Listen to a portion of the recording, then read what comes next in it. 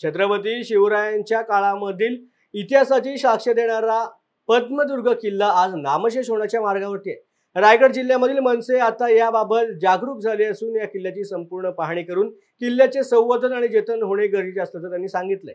किल्ल्याचा संपूर्ण भाग ढासळत असून या किल्ल्याकडे सरकारने लक्ष केंद्रित करण्याची मागणी त्यांनी केली। जिथे छत्रपती शिवाजी महाराजांचा पुतळा मालवणमध्ये पडू शकतो तशीच अवस्था काहीशा या दुर्गाची झालेली आहे। ह्या दुर्गाची प्रचंड पडझड झालेली आहे। दुसरी गोष्ट म्हणजे इथे जी प्रवासी जेटी जी मंजूर झालेली आहे ती आता का नाही झालेली आहे। जर जंजिरा किल्ल्यावरती जाण्यासाठी प्रवासी जेटी मिळू शकते, होऊ शकते, मग ती ह्या किल्ल्यात का नाही होऊ शकत आत्तापर्यंत। आणि ह्याचा पत्रव्यवहार व पाठपुरावठा महाराष्ट्र नवनिर्माण सेना आपल्या परीने करणार आहे। एवढंच मी या निवेदनावर सांगू इच्छितो। सध्या किल्ल्याची काय अवस्था आहे, याकडे पर्यटक येतात का किंवा प्रशासनानं या किल्ल्यासाठी काय केलं पाहिजे?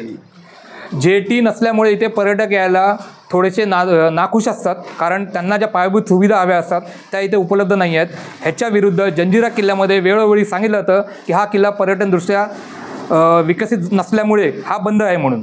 पण ह्या व्हिडिओच्या मध्ये मी सांगू इच्छितो, हा किल्ला वर्षाच्या 12 महिने म्हणजे पावसाचे 8 महिने सोडून 4 महिने सोडून बाहेरल्या 8 महिन्यामध्ये तुम्ही कधीही इथे येऊ शकता।